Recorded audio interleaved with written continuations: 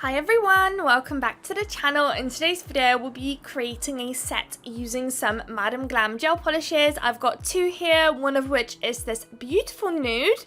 I really like that one and I felt like it kind of fitted in with the second color that we'll be using today, and the other one I've literally fallen in love. It's this beautiful orange. It's called Spring Fling, and oh my goodness, this is so pretty, so neon. When I was ordering it, I actually wasn't aware of how neon it is, and also the sticker on the bottle doesn't really represent how neon it is, but trust me, super neon, and I am not at all mad about it. When I opened it, I just fell in love. I think I'm just constantly trying to create sets with it because I'm just so in love. So I think this is like the second or third I've done now, so I'm sorry if you're getting bored of that gel polish.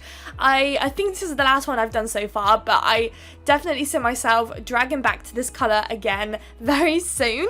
So if you guys would like to buy any Madam Glam gel polishes, you can use my code glamifybabe30_1 if you'd like to save yourself 30% off. I will have all the links and the discount codes down in the description if you wanted to go shopping. So now we are going to be applying our base colors. So for this one, all the base colors seem to be just kind of all over the place. So we've got one full nude, we've got one full orange, we are going to have two ombre nails, which is what I'm working on now, and we're also going to have one marble nail. So the marble nail we are going to create using the two colors from Madam Glam and some white as well, which I'm going to take out in a moment. So with my ombres, I feel like I need to mention it in today's video because I feel like I'm getting quite a lot of comments asking me why do I sprinkle on some clear acrylic. So in case you haven't watched any of my previous videos explaining what I do, so the reason I do that is because I've always struggled with ombres. It just never seemed to have worked for me. I've tried the sponge, I've tried the brush, I've tried all sorts of different methods, and it just never worked. And I've always wanted to create this beautiful seamless ombre where it's just the colors kind of combine together and just glide, and there's no harsh lines, there's no like bubbles, there's nothing in the way, just a beautiful transition from one color to the other. And at some point I was on Instagram and I saw someone use some clear acrylic and they sprinkled it over some gel polish that they used a sponge to put onto a nail. So I was like, right, okay, I'll give that one a whirl, and oh my goodness, ever since that day I have not looked back. It's the best decision I've ever made. Of course, you know, if you guys have mastered your ombre technique, whether it's with a brush, whether it's with a sponge, whether it's with acrylic or not acrylic, like you guys do you. It's just kind of the thing that works for me. So in case you guys are struggling like I was, this worked like a charm for me. But if it's, you know, if you guys try and it doesn't work, then I'm sorry. It just really works for me. So I often get asked, why do I sprinkle it? So the video didn't explain it when I was watching it, but I kind of feel like when I sprinkle it on, it almost works like an adhesive to the gel. So usually when you use a sponge method, you'd kind of dab onto a glossy nail, or even if you matted it down, it just kind of has nothing to stick to. So it just kind of slides around the nail every time you dab. But when you sprinkle some acrylic and you go in with your second or third or fourth coat, it has actually something to like sink into and stay. So I love this method. Literally, it's just amazing. It's amazing. You see later on.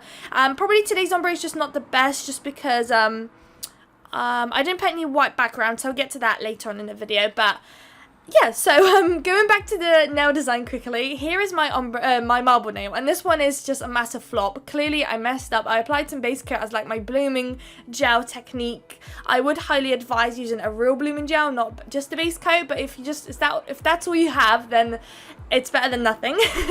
But I clearly just messed up this marble, so I did place some white onto my plate and just picked it up, put it where I wanted it, and it did fix it up a little bit, which is nice. We are going to later stamp on that nail, so don't worry too much on getting it too perfect.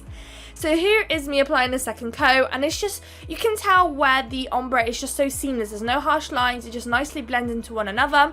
So this ombre in particular isn't the best kind of example. I usually like to place a white background for my ombres because I feel like the colors pop way more and it kind of requires less dabbing away, like less layers. But today's video I decided not to do that. But if you watch any of my previous ombre videos, 95% of the time I always use a white background. It's just, in my opinion, better. Of course, when you're working on clients, they might not want the white to be placed there just because you know, at the top it's an ombre, but when they flip their fingers they might have white there. They might not want that kind of thing, so that's kind of down to your client, I guess. But you can still get a really nice vibrant ombre is just gonna require so much more layers, which I clearly wasn't prepared for today because mine is fairly not as vibrant as I wanted it to be.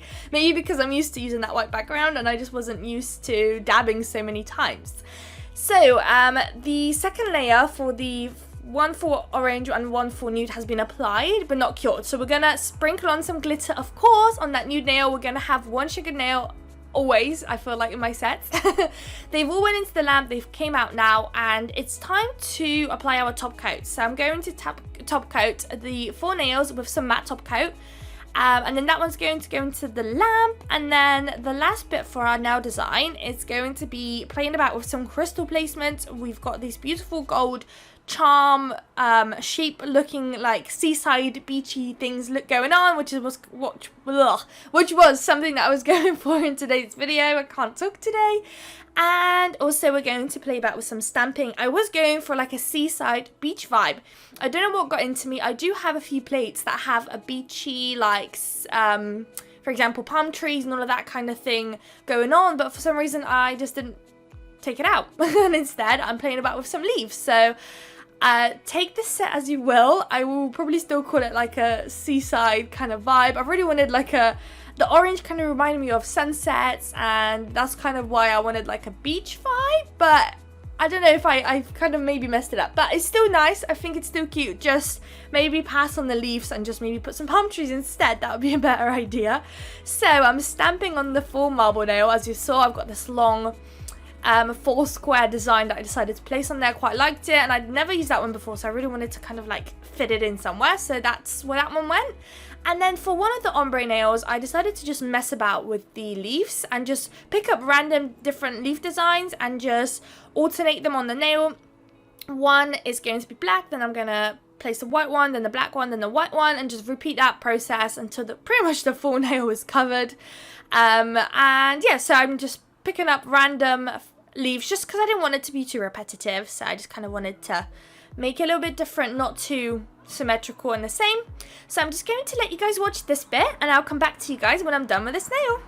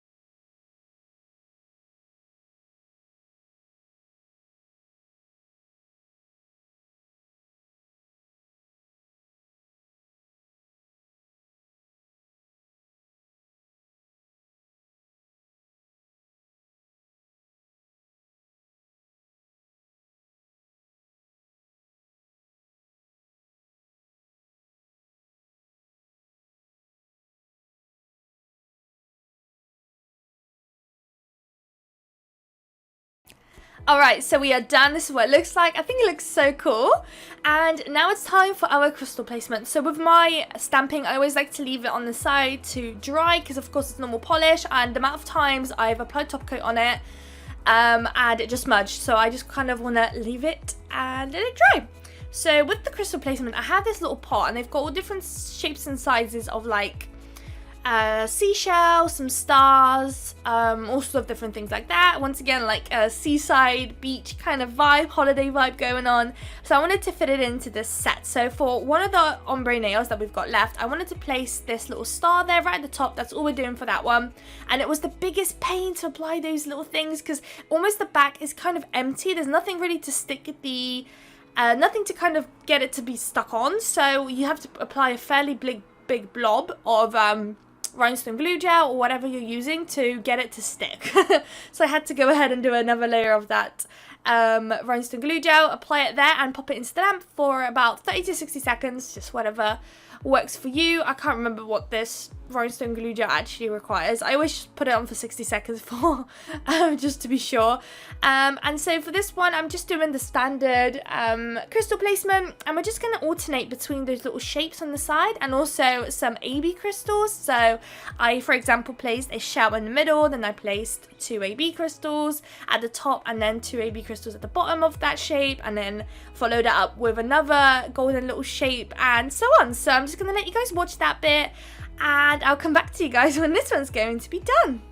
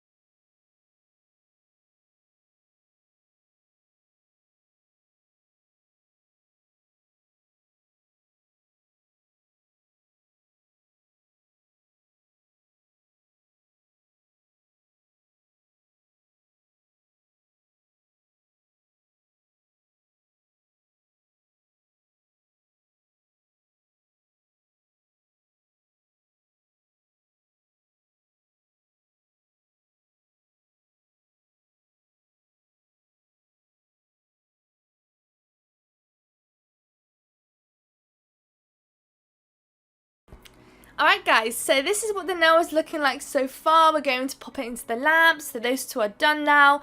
And whilst those two were drying, we can now matte top coat